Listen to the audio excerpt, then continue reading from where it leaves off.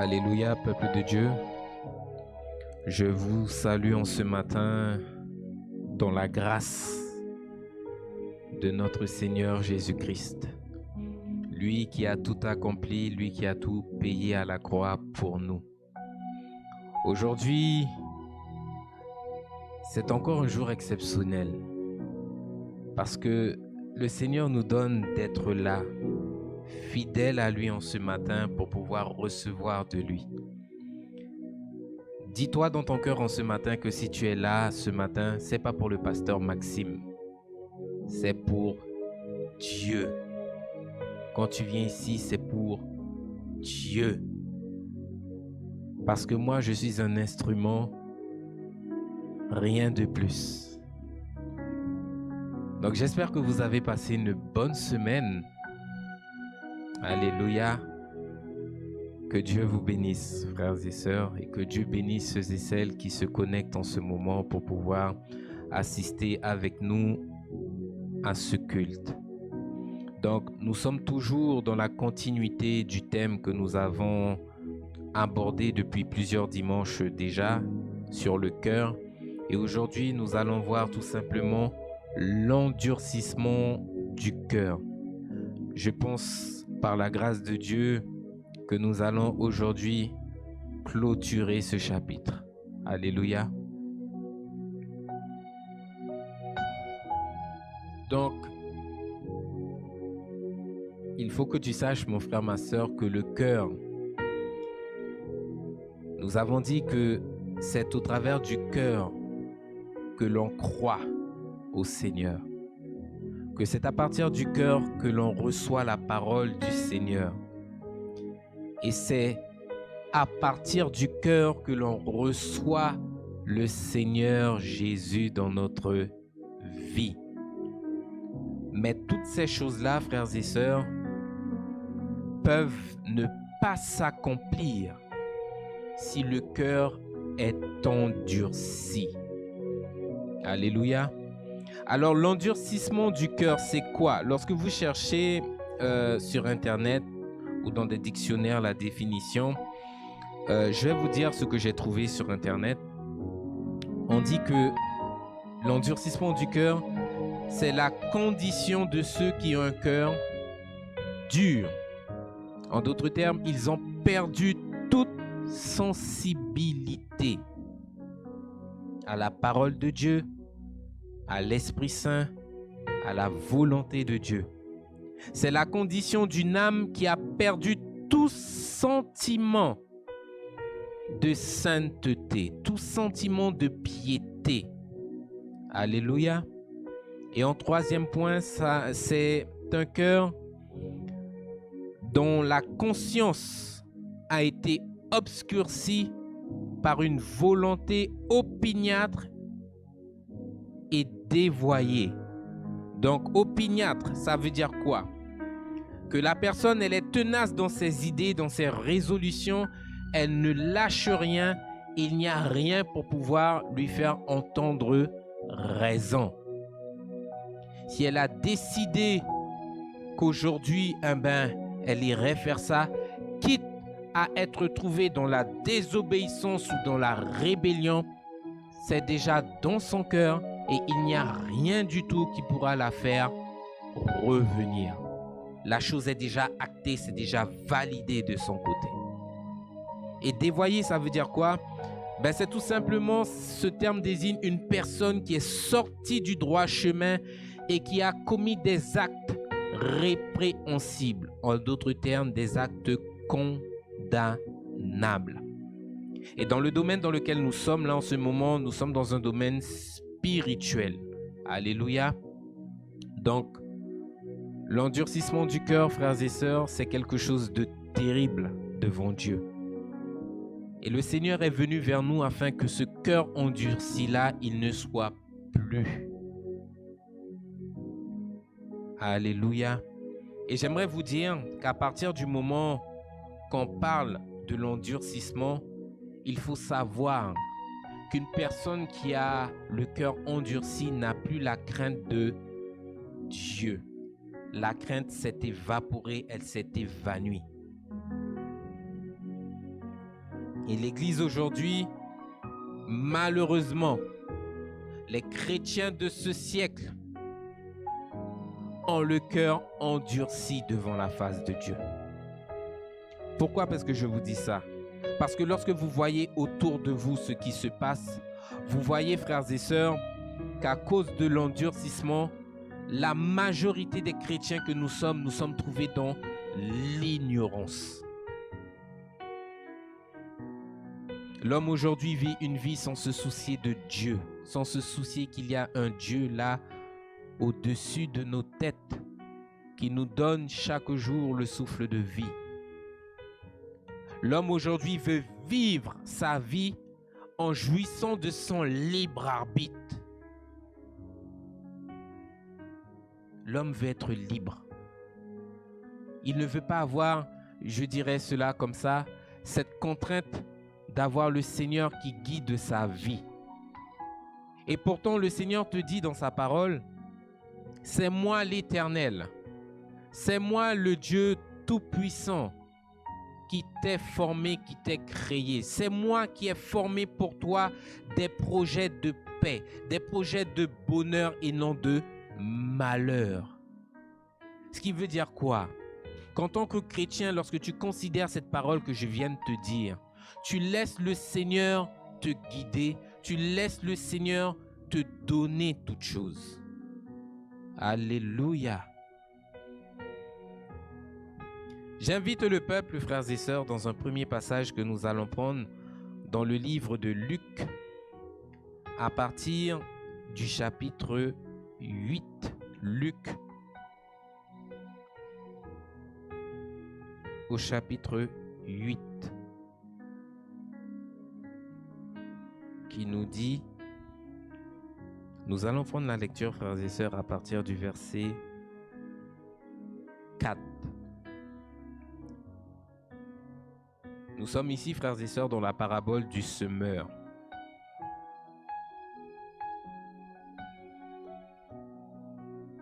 Alléluia, c'est bon? Donc, quand vous êtes arrivés, vous me dites, on démarre la lecture ensemble. Luc 8, à partir du verset 4.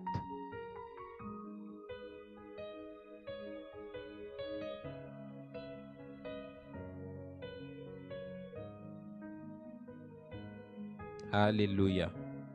Il est écrit, une grande foule s'étant assemblée et des gens étant venus de divers endroits auprès de Jésus, il dit cette parabole. Un semeur sortit pour semer sa semence. Comme il semait, une partie de la semence tomba le long du chemin. Elle fut foulée aux pieds et les oiseaux du ciel la mangèrent. Alléluia.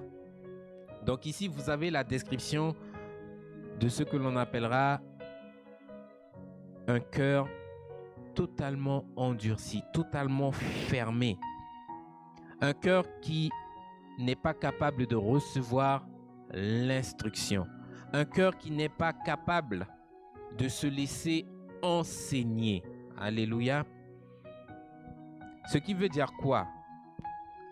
Lorsque tu as un cœur endurci et que tu ne reçois pas l'instruction, tu peux avoir le Seigneur Jésus debout à côté de toi. Tu peux avoir le Seigneur en face de toi qui te parle. Mais parce que ton cœur est endurci, tu passes à côté du Seigneur, tu l'ignores totalement. Et lorsque vous voyez la Bible, vous voyez que ce que je vous dis là, frères et sœurs, c'est quelque chose qui est arrivé à plusieurs reprises avec le Seigneur Jésus lors de son passage sur cette terre. Devant son peuple. Mais parce que le cœur était obscurci, parce que le cœur était voilé, ils n'ont pas reconnu que c'était le Seigneur qui était là en chair et en os devant eux. C'est pour cela, frères et sœurs, que vous voyez un moment dans le livre de Jean, cette parole-là qui s'accomplit. J'aimerais qu'on puisse lire ce passage-là ensemble. Je vous invite dans le livre de Jean, au chapitre 1, qui nous dit Nous allons prendre la lecture à partir du verset 9 qui nous dit: Cette lumière était la véritable lumière qui, en venant dans le monde, éclaire tout homme. Elle était dans le monde et le monde a été fait par elle et le monde ne l'a point connue. Donc si du temps du Seigneur, nombreux sont ceux et celles qui n'ont pas reconnu le Seigneur Jésus, à combien plus forte raison dans ce siècle 2022, dans cet âge moderne dans lequel nous vivons, la chose est toujours pareille. Nombreux sont ceux et celles qui viennent à l'église et qui ne reconnaissent pas la voix de Dieu, parce que le cœur est endurci. C'est terrible de voir que le Seigneur est là et qu'il te parle et que tu ne prends pas garde, tu ne prêtes pas attention à ce qui se passe.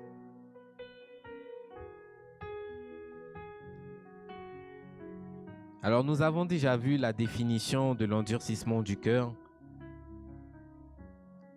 Et j'aimerais vous poser une question ce matin. Comment est-ce qu'arrive l'endurcissement du cœur? Est-ce que vous avez une idée, frères et sœurs? Alléluia. Non. Je vous invite rapidement dans le livre d'Hébreux.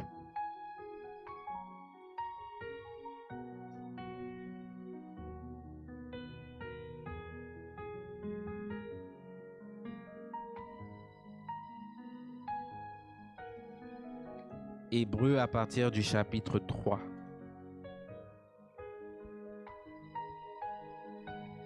Nous allons prendre la lecture, frères et sœurs, à partir du verset 13. Il est écrit: Exhortez-vous les uns les autres chaque jour, aussi longtemps qu'on peut dire aujourd'hui, afin qu'aucun de vous ne s'endurcisse par la séduction du péché.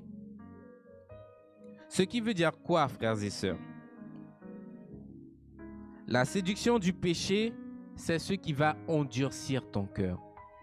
À partir du moment que tu te trouves sur la voie des pécheurs, à partir du moment que le péché, il est actif dans ta vie, son rôle, mon frère, ma sœur, ce sera tout simplement d'endurcir ton cœur. Parce que la Bible nous dit que le péché, vous savez bien, tout comme moi, que le péché, ce n'est pas la volonté de Dieu. Dieu ne veut pas que toi et moi nous soyons trouvés dans le péché. Le péché, frères et sœurs, c'est tout simplement la volonté du diable. Pratiquer le péché, c'est tout simplement accomplir l'œuvre du diable. Et le Seigneur ne veut pas qu'il en soit ainsi, parce que le Seigneur t'appelle à être dans la lumière. Le Seigneur t'appelle à produire du fruit. Et une personne qui est dans la lumière, une personne qui porte du fruit, n'a pas son cœur endurci. Parce qu'elle reçoit l'instruction et elle met en pratique, frères et sœurs, ce qu'elle reçoit du Seigneur. En d'autres termes, lorsque le Seigneur parle, elle est capable d'écouter, elle est capable de recevoir et par-dessus tout, elle est capable par la suite de mettre en pratique.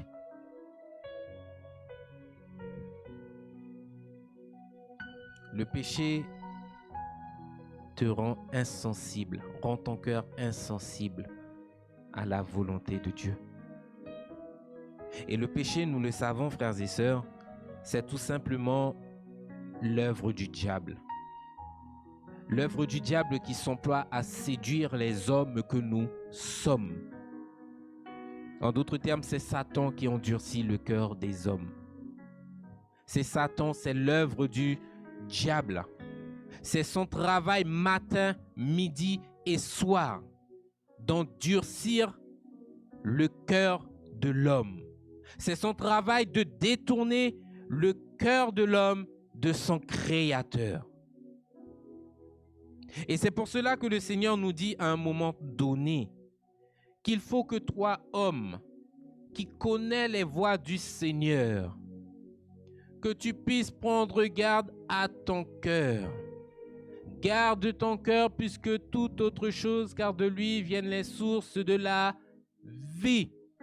Pourquoi le Seigneur nous adresse cet avertissement-là? Parce que le Seigneur sait que le cœur peut être troublé d'une part, mais il sait que le cœur peut être endurci. Ce qui veut dire quoi? Qu'en tant que chrétien, lorsque tu reçois le Seigneur Jésus dans ta vie, ne te dis pas que tout est gagné d'avance. Beaucoup de personnes reçoivent le Seigneur, passent par les eaux du baptême et croient que leur course s'arrête là. J'ai reçu Dieu, je suis né de nouveau, donc c'est bon, j'ai plus d'efforts à faire. Non, frères et sœurs, il y a un effort à faire quotidiennement.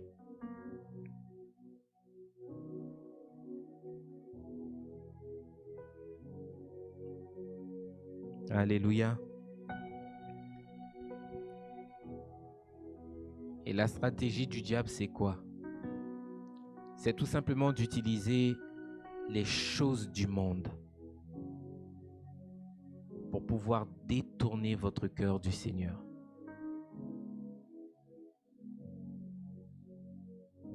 Cette stratégie-là, frères et sœurs, il l'a mis en place avant même que vous puissiez naître dans ce monde. C'est la stratégie, c'est le stratagème qu'il a mis en place lorsque le Seigneur Jésus lui-même, rempli du Saint-Esprit, a été conduit par Dieu dans le désert. La Bible nous dit quoi? Que le diable est venu tenter le Seigneur pendant 40 jours et 40 nuits avec les choses du monde. Il est venu le tenter avec la nourriture. Le diable est venu le tenter ensuite avec les richesses de ce monde.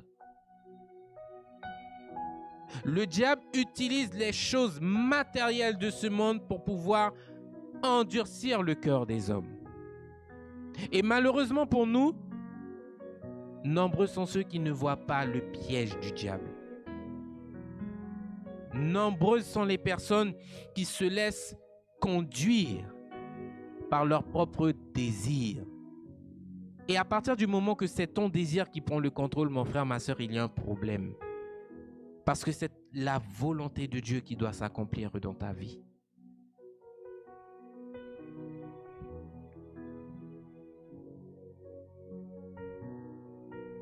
Il utilise les choses du monde. Il n'utilise rien de plus.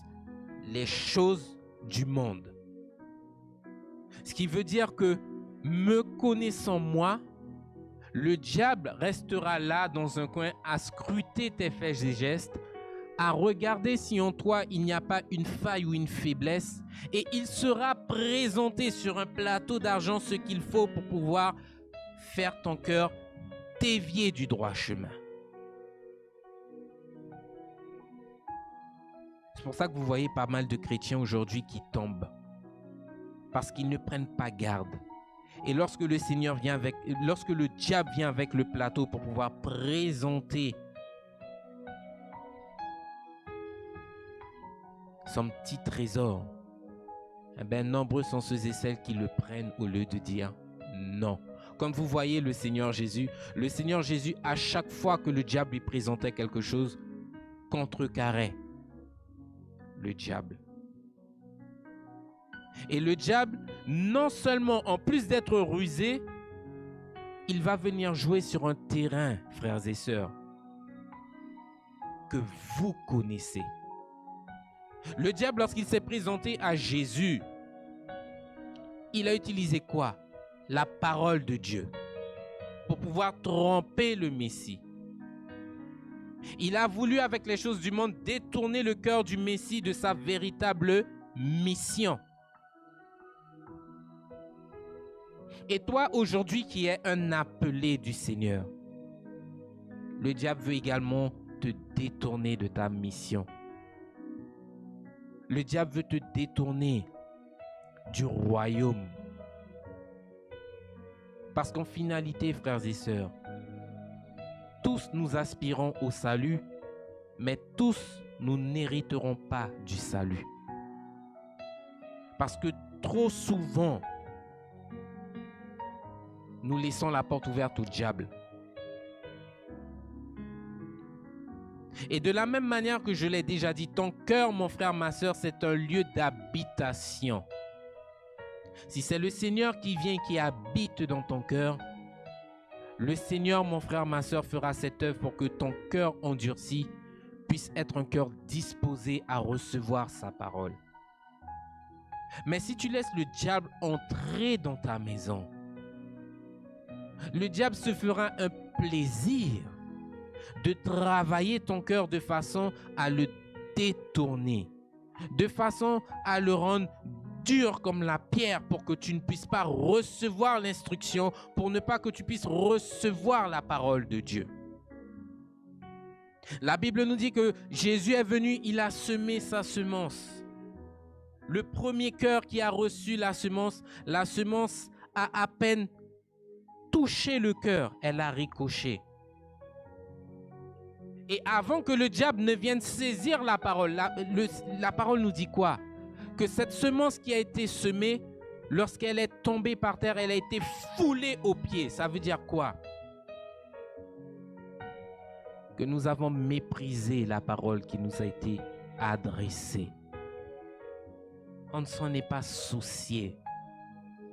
En d'autres termes, vas-y Jésus, cause toujours, tu m'intéresses. Vous connaissez cette expression?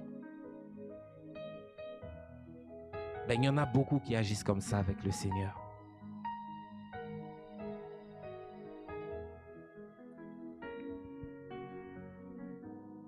Je vous invite de nouveau dans le livre de Luc.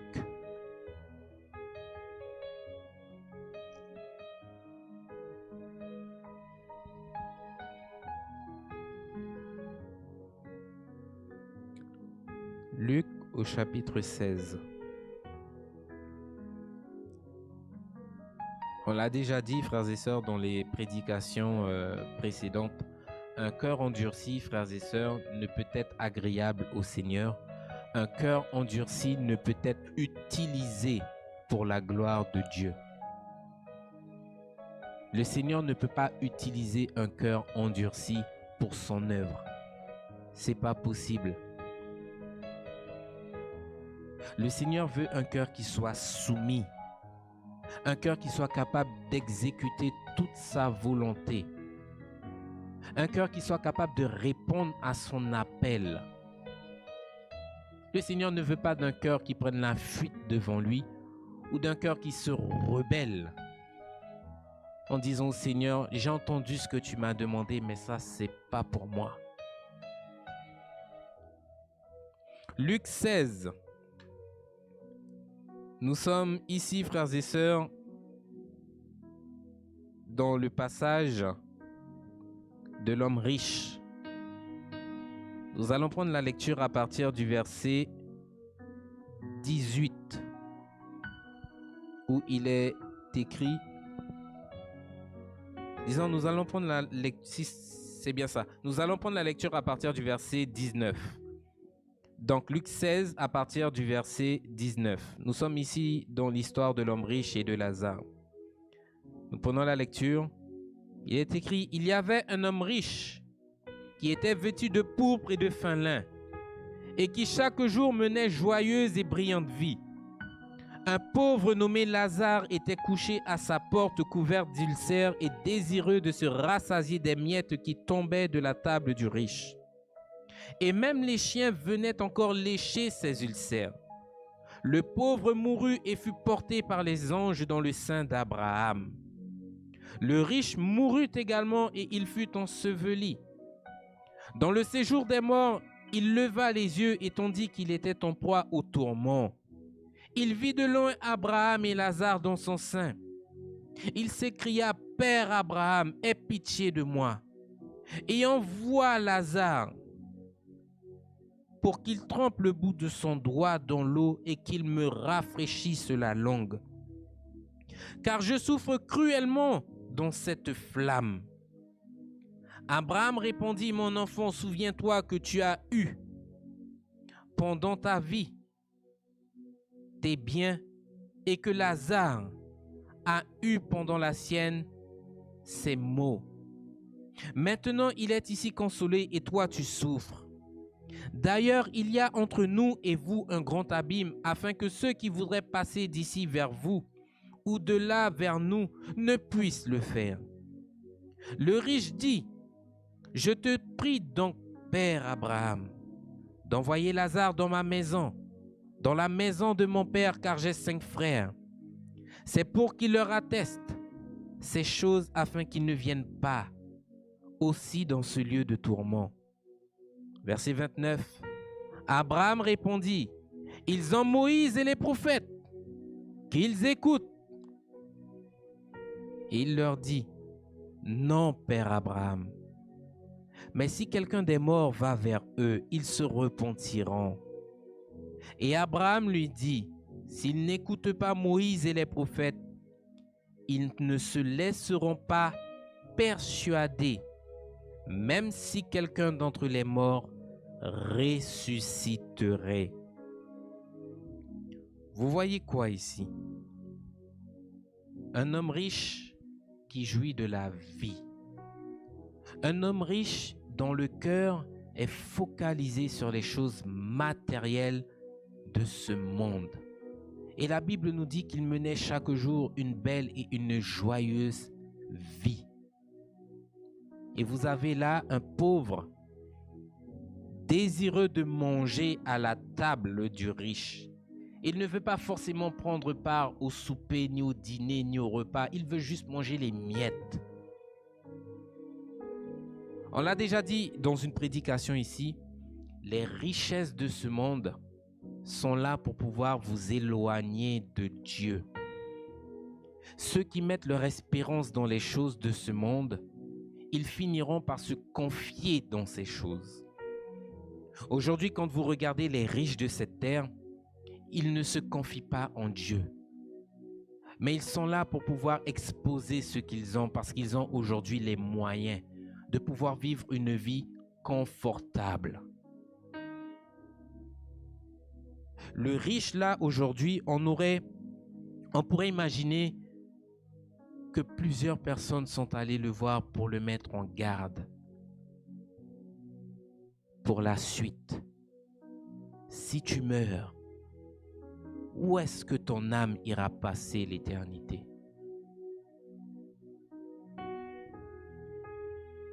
Aujourd'hui, nous évangélisons des personnes au dehors, mais vous ne savez pas sur qui vous tombez.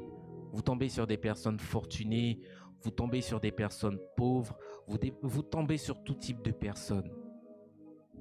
Et vous en avez qui pensent que la bénédiction du Seigneur, c'est tout simplement d'avoir une belle maison, d'avoir une voiture, d'avoir une femme, des enfants et je ne sais quoi. Et quand vous leur parlez de Dieu, ils vous disent, mais non, je n'ai pas besoin de Dieu dans ma vie parce qu'il est déjà présent. Regarde, il me bénit déjà.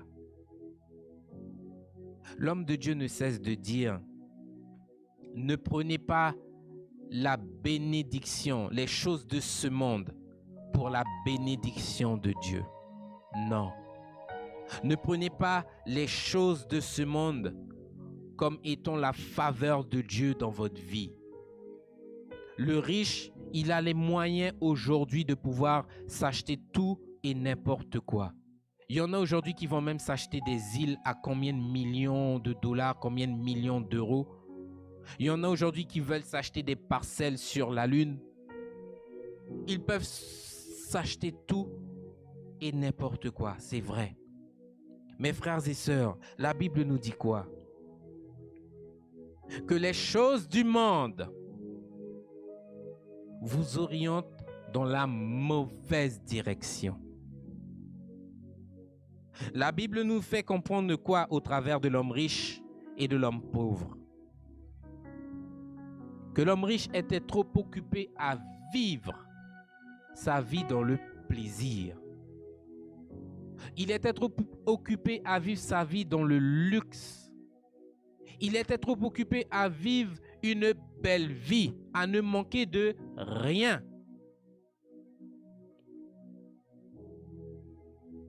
Il était trop occupé à rechercher ce que l'on appelle le bonheur, il voulait vivre une vie heureuse. Alléluia.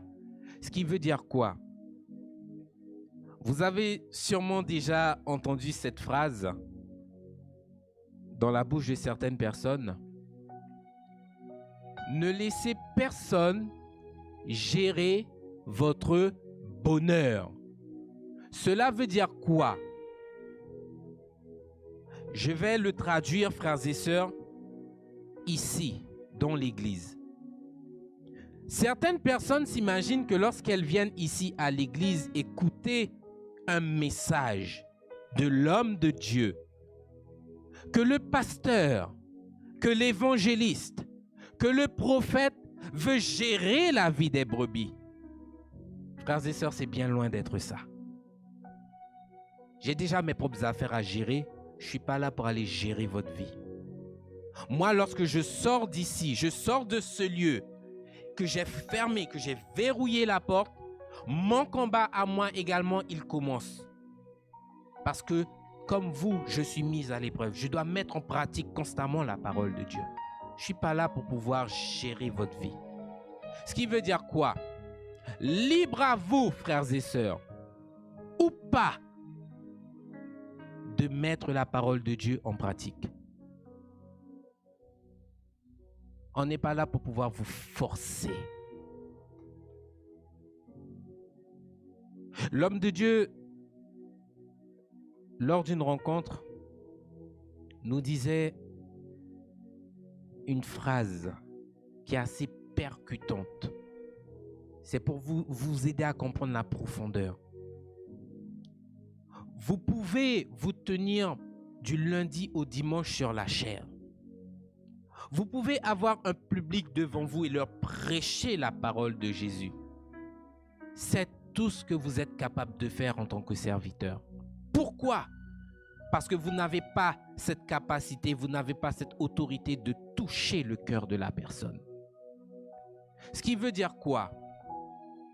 Que j'aurais beau prêcher, reprêcher. Mon frère, ma soeur, si ton cœur n'est pas disposé, je t'assure que tu rentreras dans cette salle dans une condition et tu repartiras de cette salle dans la même condition. Parce que je peux juste prêcher. Celui qui convainc les cœurs de péché, de jugement et de justice, c'est le Seigneur. C'est pas moi, c'est pas mon job ça.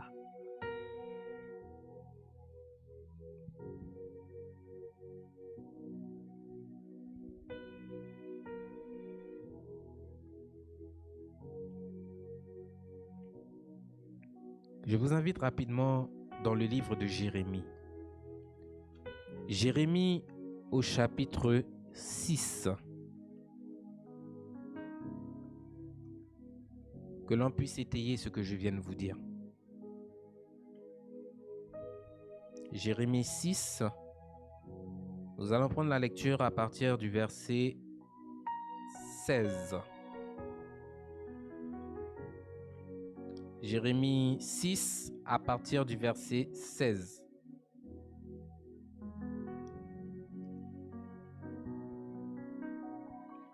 Vous avez ici le prophète Jérémie qui parle au peuple d'Israël. Vous pensez que ce qui se passait du temps de l'ancienne alliance ne se reproduit pas encore aujourd'hui?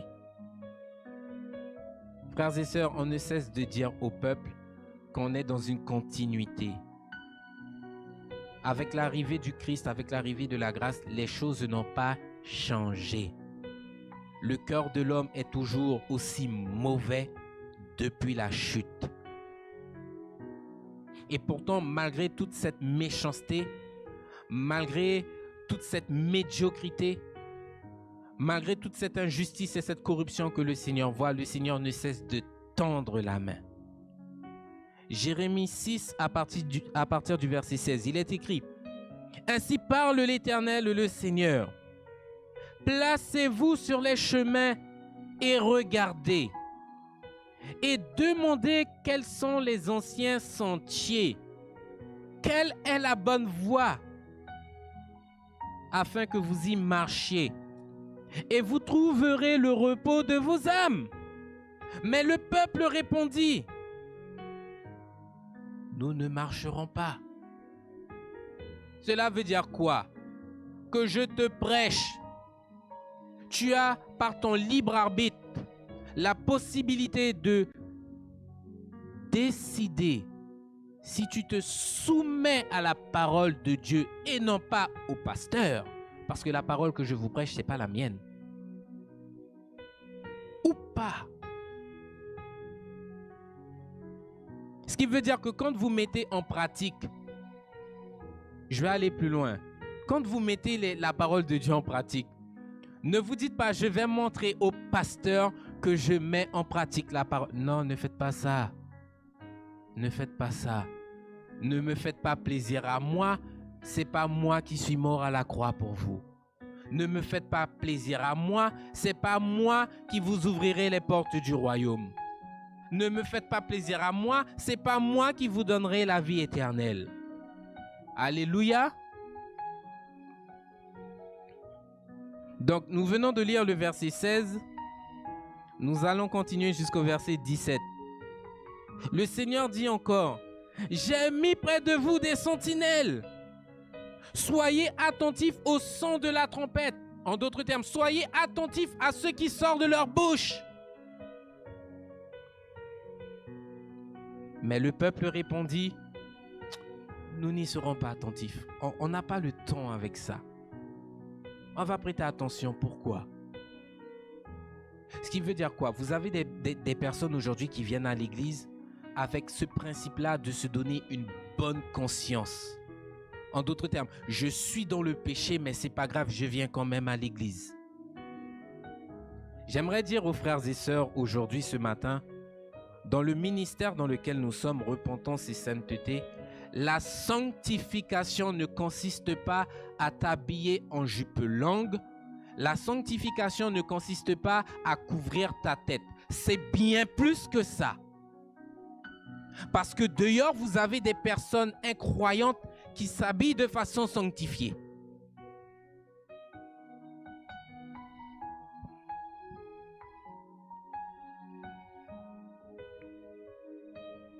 Nous sommes dans le livre de Jérémie au chapitre 6. Je vous invite à tourner la page rapidement. Nous passons au chapitre 7 pour pouvoir lire un passage.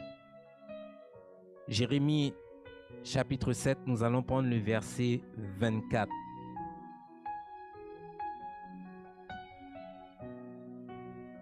Il est écrit au verset 24, « Ils n'ont point écouté, ils n'ont point prêté l'oreille à l'instruction, mais ils ont suivi les conseils, les penchants de leur mauvais cœur. » Et regardez la fin, la suite, la conclusion.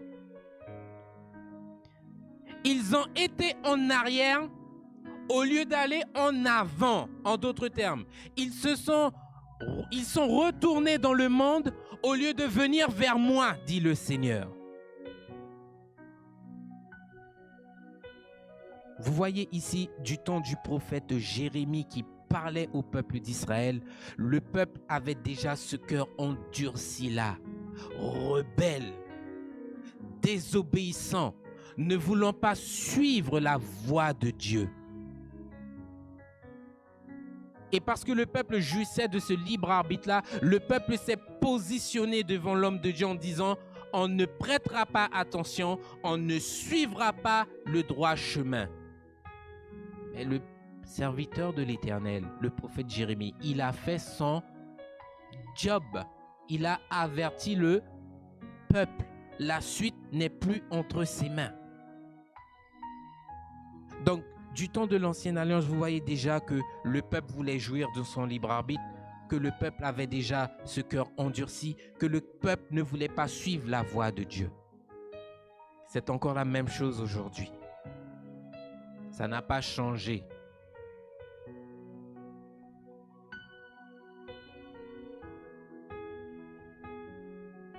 Vous avez des personnes qui sont récalcitrantes aujourd'hui. Des personnes qui vous disent, mais je connais la parole de Dieu. Et qui, malgré la connaissance, malgré toute l'instruction qu'elles ont reçue, elles vivent quand même une vie dans le péché. Je vais prendre un exemple qui est simple. C'est un exemple que l'homme de Dieu ne cesse de prendre et de mettre devant nous. La Bible condamne tout ce qui touche à l'immoralité sexuelle, la fornication, l'adultère, le viol, l'inceste. Mais vous en avez quand même dans l'église qui viennent s'asseoir jour après jour et qui sont trouvés dans la fornication. Vous en avez qui viennent s'asseoir dans l'église et qui sont adultères. Et pourtant, ils ont reçu l'instruction. Ces choses-là, frères et sœurs, vous conduiront en enfer. Et la Bible appuie dessus en disant quoi? Quand vous voyez et que vous prenez l'exemple de Sodome et Gomorrhe, la Bible nous dit que le châtiment qui leur a été donné, c'est un exemple pour nous, pour notre génération aujourd'hui. Il n'y a pas une brindille d'immoralité sexuelle dans Sodome et Gomorrhe qui rentrera dans le paradis. La Bible nous dit que la ville a été rasée avec le feu et le soufre. Et aujourd'hui, on s'imagine que en se donnant bonne conscience, qu'on va s'habiller de façon sanctifiée pour pouvoir dire au Seigneur, tu vois, j'étais quand même là. Hein. Ne regarde pas mon péché, détourne ton regard de mon péché, s'il te plaît, Seigneur, j'étais là. Vous pensez que ça fonctionne comme ça? Me concernant moi-même, si je suis trouvé dans le péché, le Seigneur ne fera pas exception pour moi-même qui suis pasteur. D'où le fait que vous avez des serviteurs qui viennent à la fin et qui toquent à la porte du Seigneur en disant « Mais Seigneur, nous avons bu, nous avons mangé avec toi. » Ce ne sont pas des étrangers qui viennent frapper à la porte du Seigneur. C'est des personnes qui étaient là au milieu de nous, qui ont reçu l'instruction, qui ont reçu la parole de Dieu. Et pourtant, le Seigneur ferme la porte sur eux.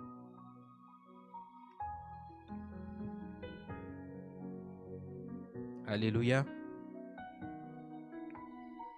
Donc, la conséquence lorsque vous n'écoutez pas, c'est tout simplement, vous allez vous voir en train de régresser, de régresser, de régresser. Et il y a quelque chose qui est tellement évidente. C'est pour ceux et celles qui ont l'œil, sans même parler, on voit la chute qui arrive et on aurait dit que les personnes, elles ne le voient pas.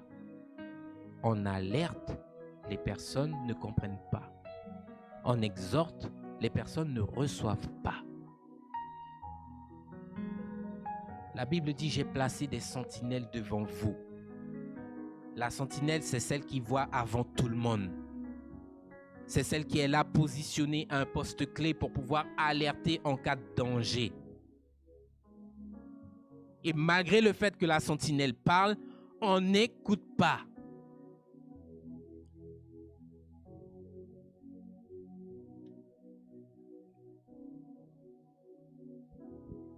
J'invite le peuple dans le livre d'Hébreux au chapitre 6. Hébreux 6.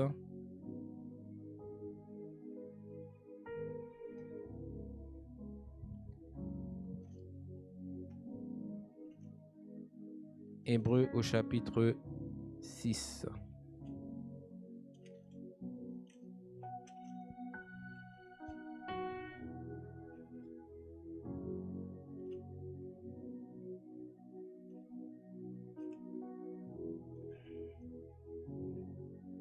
Nous prenons la lecture, frères et sœurs, à partir du verset 4 où il est écrit.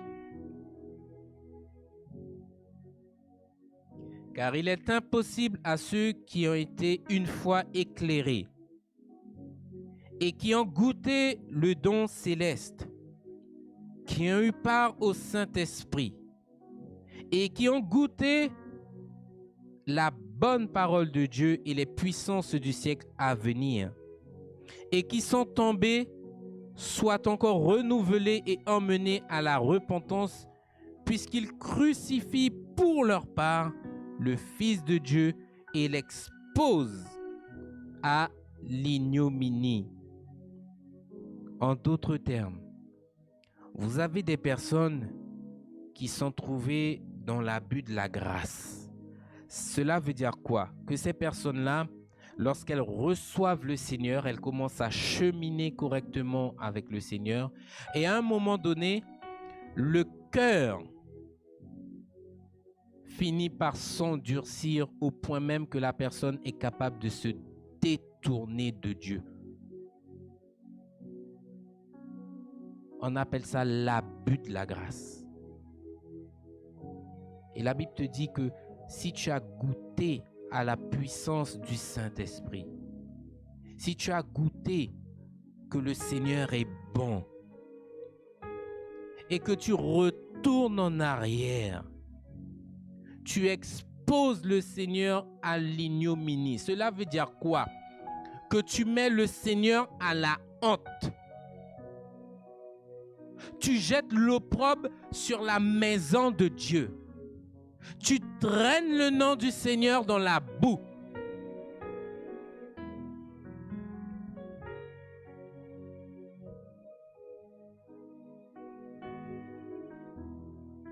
Et j'aimerais dire au peuple, à partir du moment que le cœur est endurci, je vous ai dit qu'un cœur endurci, le Seigneur ne peut pas travailler avec, il ne peut pas être utile pour son œuvre.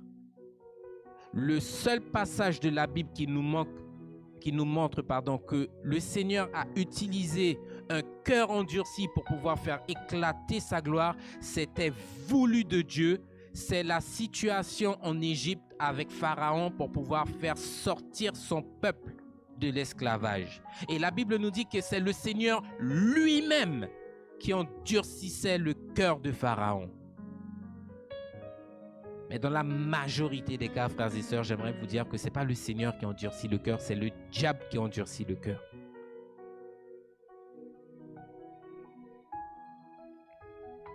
Et à partir du moment que le cœur est endurci, j'aimerais vous dire, il y a quelque chose qui se passe avec Dieu lorsqu'on parle et que vous ne voulez pas comprendre. Le livre de Romains, nous allons prendre la lecture, frères et sœurs, à partir du chapitre 1. Romains 1.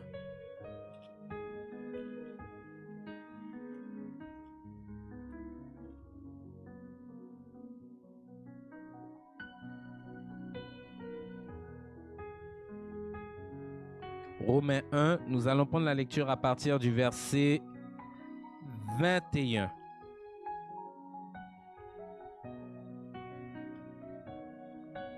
Il est écrit, car ayant connu Dieu, ils ne l'ont point glorifié comme Dieu et ne lui ont point rendu grâce.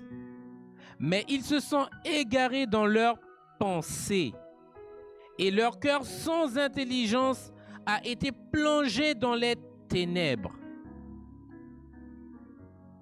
Se vantant d'être sages, ils sont devenus fous. Et ils ont changé la gloire du Dieu incorruptible en image représentant l'homme corruptible, des oiseaux, des quadrupèdes et des reptiles. C'est pourquoi Dieu les a livrés à l'impureté, selon les convoitises de leur cœur. Ainsi, ils déshonorent eux-mêmes leur propre corps. Est-ce qu'on a bien lu? Alléluia. Faut relire une deuxième fois. Amen. Donc, Romains chapitre 1, nous prenons la lecture à partir du verset 21. Car ayant connu Dieu, ils ne l'ont point glorifié comme Dieu et ne lui ont point rendu grâce. Mais ils se sont égarés dans leurs pensées et leur cœur sans intelligence a été plongé dans les ténèbres. Se vantant d'être sages, ils sont devenus fous. Et ils ont changé la gloire du Dieu incorruptible en image représentant l'homme corruptible, des oiseaux, des quadrupèdes et des reptiles. C'est pourquoi Dieu les a livrés à l'impureté. Ce verset-là, le verset 24, il est très important. Donc, c'est pourquoi Dieu les a livrés à l'impureté, selon les convoitises de leur cœur. Ainsi, ils déshonorent eux-mêmes leur propre corps. La Bible nous dit ici que Dieu les a livrés. Alléluia. On prend un deuxième passage tout de suite, frères et sœurs. Je vous invite dans le livre des Actes des Apôtres, juste devant le livre de Romains. Nous allons prendre le chapitre 19. Nous allons prendre la lecture à partir du verset 8. Vous avez ici l'apôtre Paul qui est arrivé à Éphèse. Et l'apôtre Paul, comme à son habitude, il a reçu le mandat pour pouvoir prêcher. C'est ce qu'il fait. Partout où il va, il cherche une maison, il cherche une synagogue pour pouvoir prêcher la bonne nouvelle du royaume des cieux. Mais vous allez voir ce qui se passe. Donc, acte 19, à partir du verset 8. Il est écrit, Paul entra dans la synagogue où il parla librement pendant 3 mois. Donc pendant 3 mois, il prêchait là. Et la Bible nous dit quoi?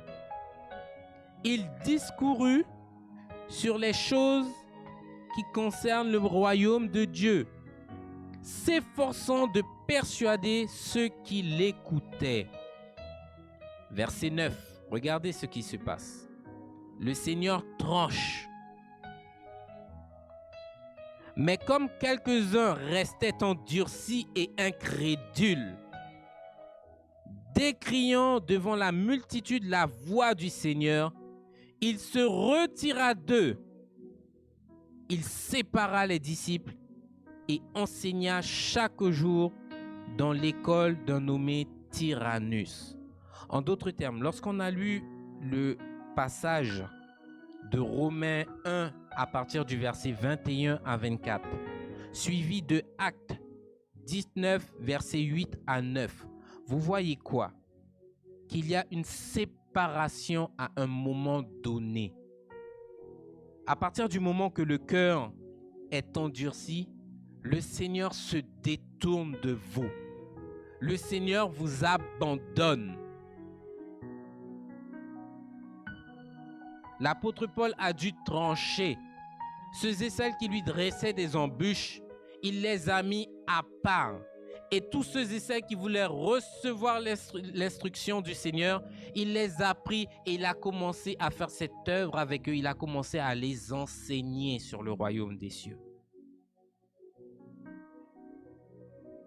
Quand le Seigneur voit que il t'appelle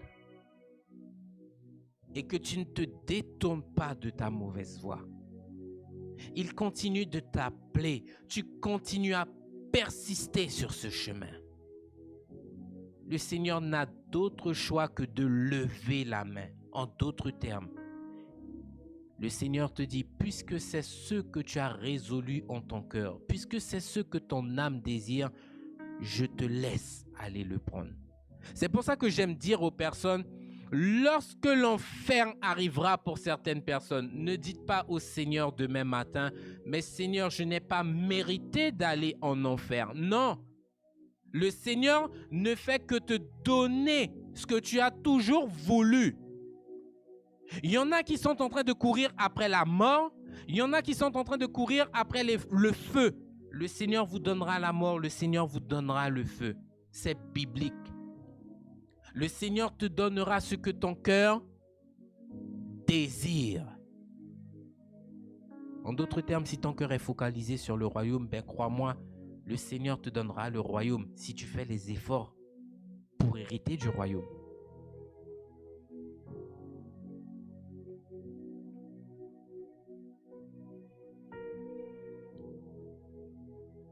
Et malheureusement, dans l'Église, on est obligé d'arriver là, à ce point.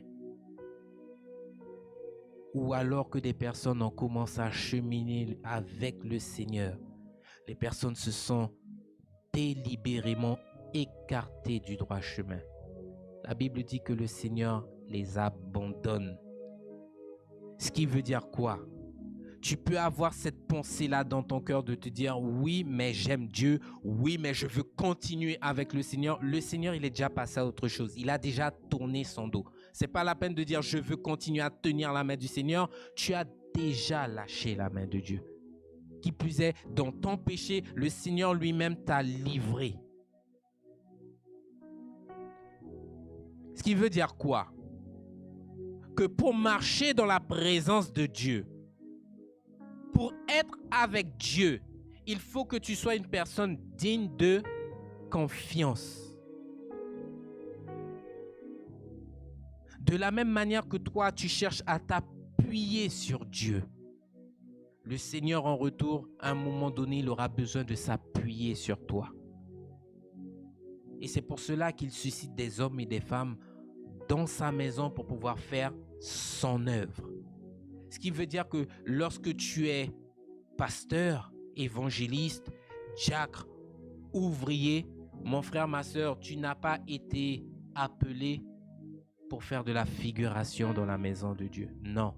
Si tu as été appelé, tu as été oint, tu as été consacré, c'est parce qu'il y a un but derrière tout ça. Et aujourd'hui, beaucoup de personnes sont en train de négliger ces choses. On regarde au titre, alors que le titre, frères et sœurs, n'est rien. Cela veut dire quoi? Que tu peux être pasteur. Il y en a beaucoup aujourd'hui qui sont sous l'appellation de prophète. Il y a beaucoup de prophètes qui iront brûler en enfer. Des faux prophètes qui iront brûler en enfer. Il y a beaucoup de faux pasteurs qui iront brûler en enfer. L'enfer, frères et sœurs, a sa bouche grande ouverte pour toutes les personnes qui seront trouvées dans la rébellion et dans la désobéissance.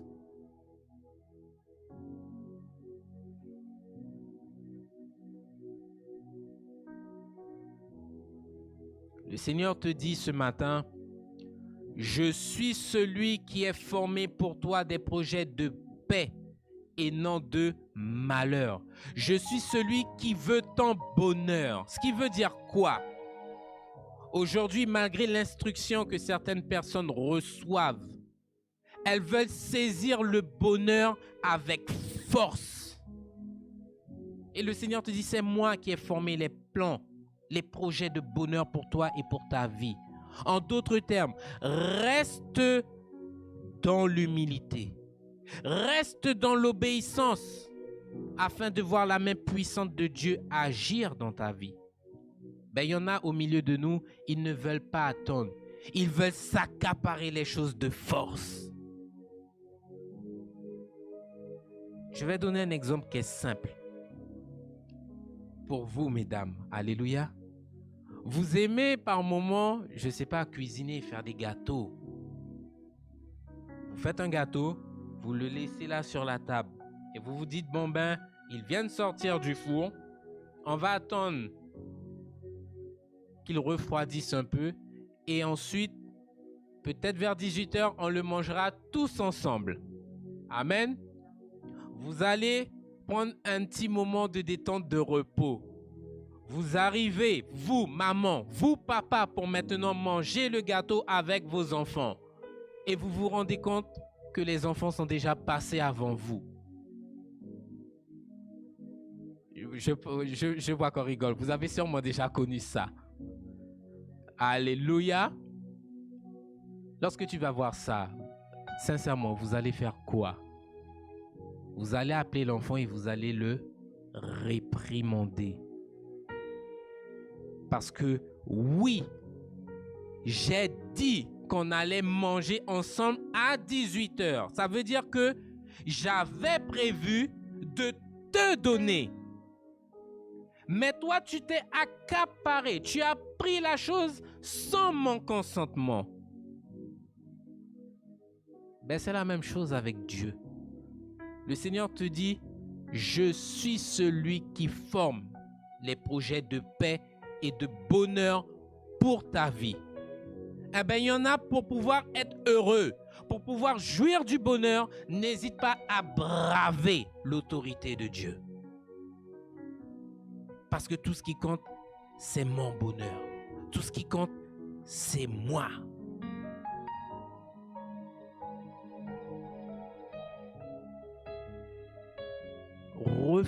refuser d'attendre. Parce qu'on veut la chose tout de suite. Et au final, je vais raconter quelque chose qui m'est déjà arrivé.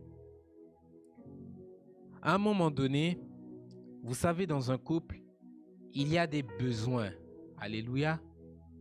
Par moment, tu vois un petit truc là, tu as envie de t'acheter ça là parce que tu as vu le truc là, ton cœur s'est enflammé pour la chose. Et tu te dis, je veux ça.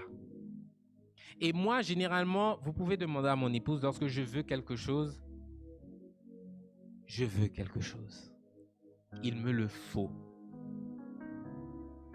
Je ne suis pas quelqu'un qui court acheter des trucs comme ça, mais mon épouse vous dira, non, lui, tu lui diras, tu demanderas à Pasteur Maxime, est-ce que tu veux ci, est-ce que tu veux ça? Moi, sa femme, je suis prêt à le combler de cadeaux.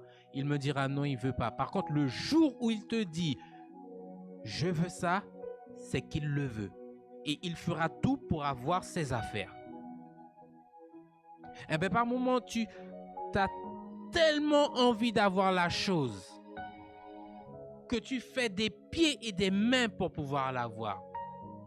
Et au final, lorsque tu l'as, tu n'es pas heureux, tu éprouves une tristesse. Ça vous est déjà arrivé, ça? Parce que vous voyez que là, maintenant, vous avez ça là entre vos mains. C'était le désir de votre cœur. Mais vous voyez à côté, ça a créé une situation qui n'est pas bonne. Il y a peut-être un conflit.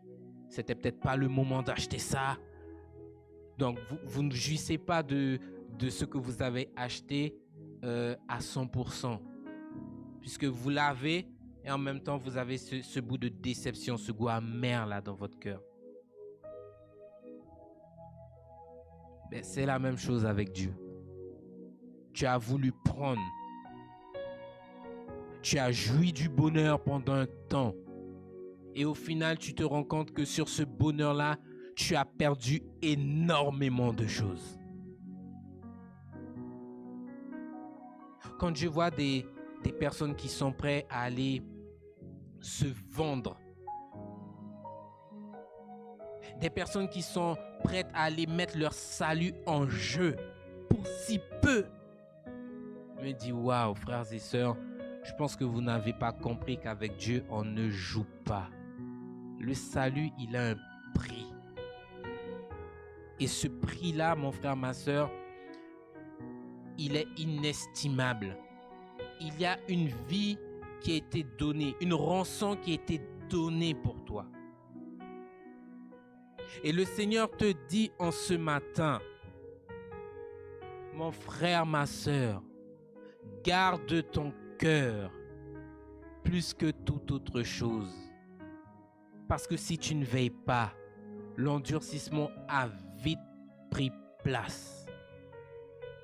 J'ai déjà entendu des personnes dire, le pasteur, il a bien prêché. La parole de Dieu était forte, elle était puissante aujourd'hui. Mais ça, c'est ce que le pasteur a dit. Moi, je ne vais pas mettre ça en pratique. Moi, non. Il a bien prêché, c'était bien beau, j'ai entendu le message, mais ça, moi, je ne mets pas ça en pratique. Alors que mon frère, ma soeur, lorsque tu viens au Seigneur, tu n'as pas ton mot à dire. Le prophète Moïse, il n'avait pas son mot à dire. Il n'avait pas le droit de dire « je suis d'accord, je ne suis pas d'accord ». C'était oui et amen. Il y a un serviteur qui a voulu se dresser contre les principes de Dieu. Jonas. Le Seigneur l'a envoyé. Le Seigneur lui a dit « va ». Il a voulu fuir Dieu. Mais vous voyez que dans sa bêtise, il a vite été rattrapé par le Seigneur. Parce qu'aucun de nous ne peut fuir Dieu. Et la seule solution, le seul médicament, le seul remède pour toi et moi aujourd'hui qui avons un cœur endurci, c'est de donner ta vie à Dieu. Parce que par toi-même, ton cœur il continuera à rester endurci. Lorsque tu étais dans le monde, tu considérais que tu n'avais pas besoin de Dieu. Le cœur, il était endurci. Le cœur, il était mauvais. tu pratiquais toutes sortes de choses qui n'étaient pas bonnes. Mais à partir du moment que tu viens au Seigneur et que tu vois ce que Dieu veut pour toi, la disposition du cœur commence à être autre. Pourquoi? Parce que là, mon frère, ma soeur, dans la présence de Dieu, tu donnes à Dieu ce libre accès à ton cœur. Venez avec moi, frères et sœurs, dans le livre d'Ézéchiel.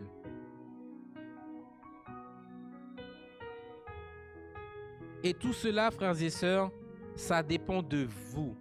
Ce qui veut dire quoi?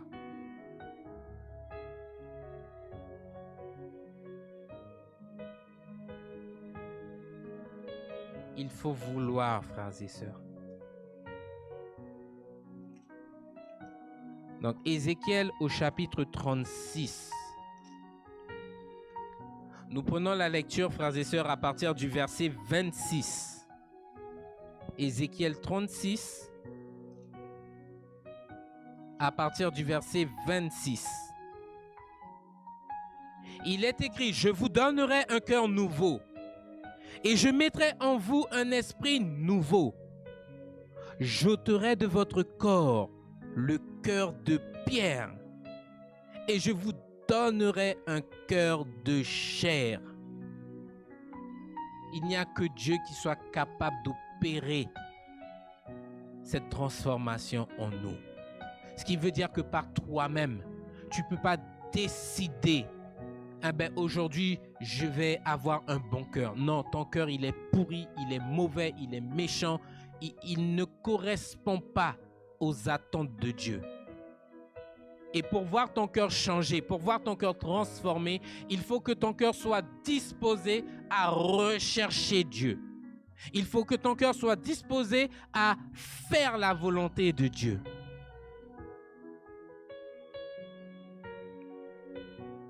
Donc aujourd'hui, quand tu viens à l'église,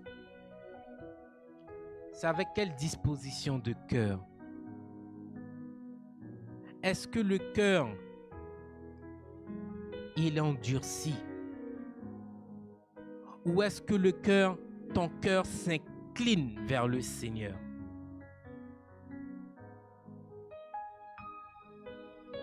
Quelle est la disposition de ton cœur en ce matin? Parce que mon frère, ma sœur, trop souvent on blesse Dieu et par moments pour des choses qui n'en valent pas la peine.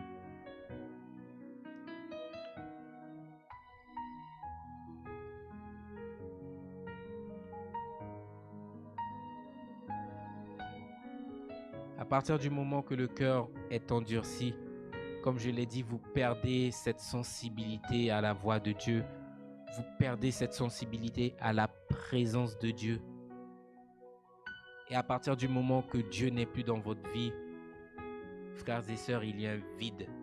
C'est pour cela que David lui-même, lorsqu'il se repentait, il disait au Seigneur, « Ne me retire pas ton Esprit Saint. » Parce qu'à partir du moment que le chrétien a perdu le Saint-Esprit et que le cœur s'est endurci, le chrétien, entre guillemets, redevient ce que l'on appelle une coquille vide.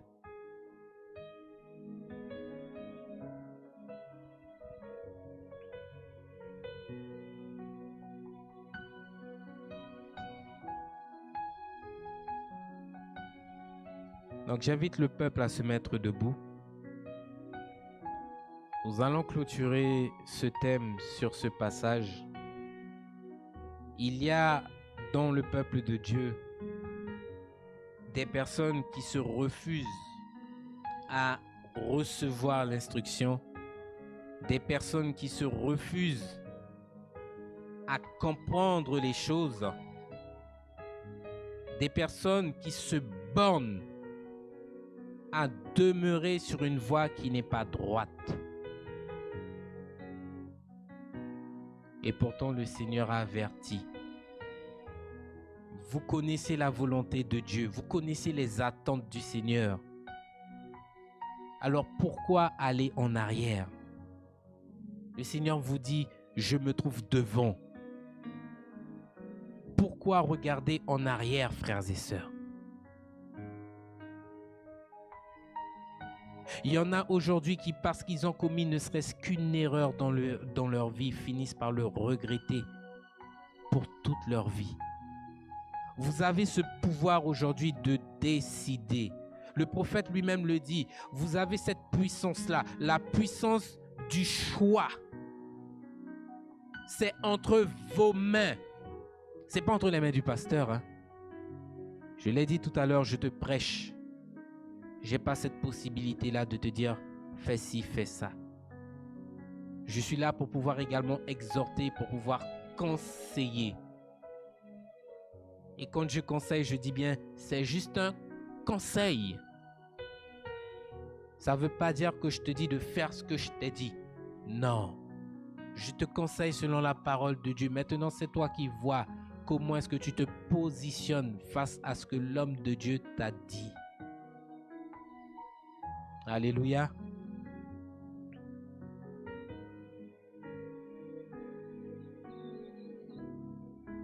L'endurcissement du cœur, frères et sœurs, c'est quelque chose qui se retrouve malheureusement dans la maison du Seigneur. Et c'est quelque chose de vraiment dommage. Parce que comme je le dis, si vous êtes ici, c'est pas pour perdre votre temps.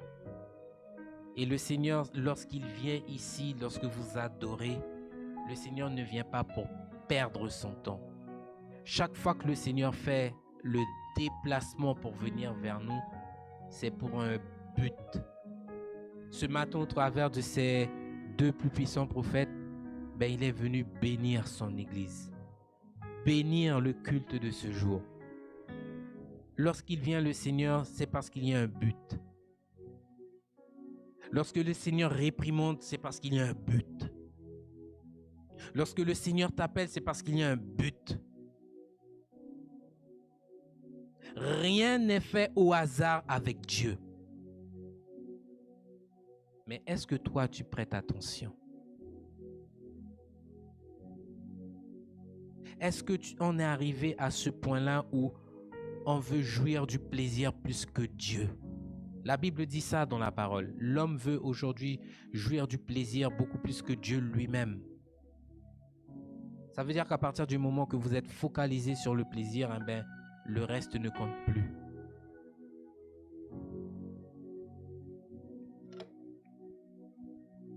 Alléluia.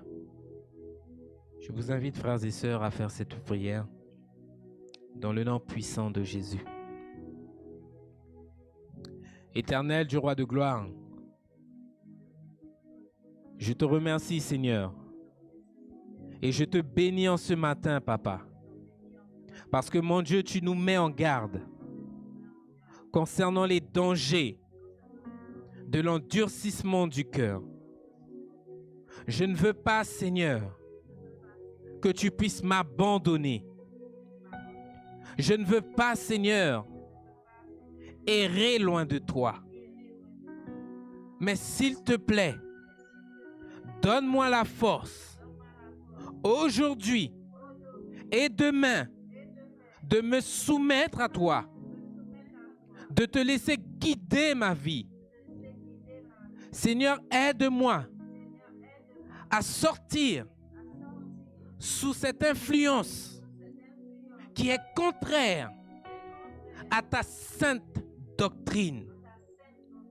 Seigneur, aie pitié de moi, parce que tu vois l'état, tu vois la condition de mon cœur.